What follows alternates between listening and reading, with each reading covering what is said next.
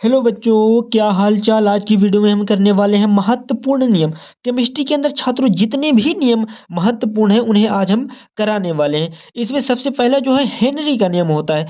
यदि आप लोग इन नियमों को अभी से कर लिए, अच्छी तरीके से तैयारी इन नियमों को कर लिए, तो आप लोगों को पेपर समय पर किसी भी प्रकार की दिक्कत नहीं होगी। यदि आप अभी से इन नियमों की तैयारी नहीं करेंगे तो पेपर समय पर आप लोगों को फिर दिक्कत हो सकती है। इसमें जो फर्स्ट नियम है हेनरी का नियम, इस नियम के अनुसार स्थिर ताप पर गैसों की द्रवों में विलेयता, विलेयता को स्मॉल एम से छात्रों प्रदर्शित करते हैं। स्थिर ताप पर गैसों में द्रवों की विलेयता गैस के दाब के समानुपाती होता है।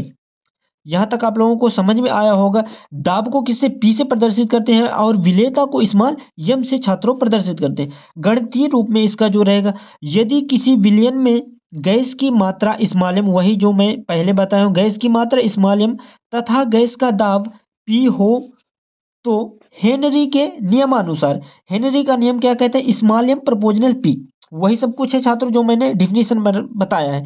स्मॉल एम बराबर के एच, या फिर इसकी जगह पर आप लोग के भी रख सकते हैं, के एच और पी रहेगा। जहाँ के एच आप लिख सकते हैं, जहाँ के एच एक नियतांक है, इसको ये मुझे लिखने के लिए थोड़ा भूल गया है। जहाँ के एच आप लिख सकते हैं, जहाँ के एच नियतांक है, स्मॉल एम बटे पी बराबर के एच आ जाएगा। जहाँ के एच, अच्छा यहाँ पास मैंने लिखा है, जहाँ के एच हेनरी स्थिरांक है, स्मॉल एम गैस की विलेयता, पी गैस का दाब है।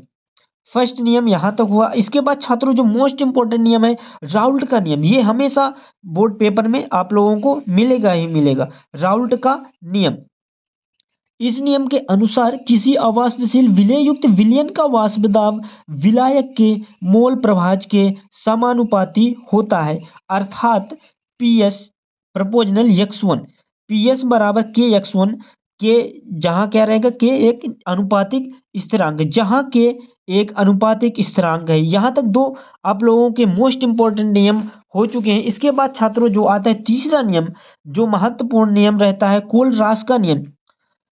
इस नियम के अनुसार किसी भी विद्युत अपघट्ट की अनंत तनुता पर तुल्यांकी या मोलर चालकता का मान उसके धन आयन एवं ऋण आयन की अनंत तनुता पर तुल्यांकी या मोलर चालकताओं के योग के तुल्य होता है। अर्थात कैप, इसको क्या पढ़ेंगे छात्रों, कैप की पावर इन्फिनिटी और इसको small M, v plus lambda की पावर इन्फिनिटी, और प्लस में क्या आ जाएगा, v माइनस लेमडा की पावर इन्फिनिटी।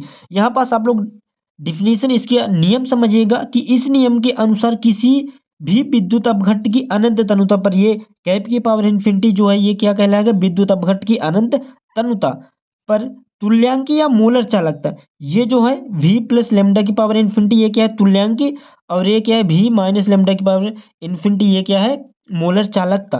तुल्यांकी या मोलर चालकता का मान, इन दोनों की जो वैल्यू निकलेगी छात्रों, मान उसके धन आयन एवं ऋण आयन, ये प्लस का चिन्ह है और ये माइनस का चिन्ह है, उसके धन आयन एवं ऋण आयनों की अनंत तनुता पर तुल्यांकी या मोलर चालकताओं के योग के तुल्य होता है।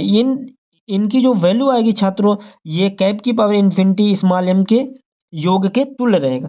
अगला जो नियम है छात्रों, फैराडे का नियम।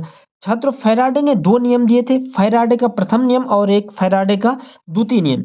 फैराडे का प्रथम नियम, इस नियम के अनुसार किसी इलेक्ट्रोड पर मुक्त होने वाले पदार्थ की मात्रा या उत्पन्न होने वाली गैस की मात्रा विलयन में प्रवाहित होने वाली विद्युत धारा की मात्रा के समानुपाती होती है, अर्थात W प्रोपोर्शनल Q, W बराबर जेड क्यू, यहाँ से आ जाएगा छात्रों W बराबर जेड आई टी।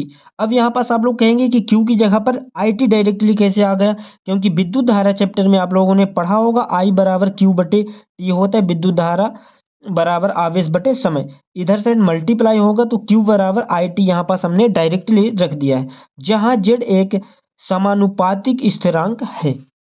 फैराडे का द्वितीय नियम, इस नियम के अनुसार जब विद्युत धारा की समान मात्रा प्रवाहित की जाती है तो इलेक्ट्रोडों पर एकत्रित होने वाले भिन्न भिन्न पदार्थों की मात्राएं उनके तुल्यांकी भारों के समानुपाती होती हैं, अर्थात W प्रपोजनल कैपिटल का E, W बराबर जेड ई, जहां Z एक स्थिरांक है।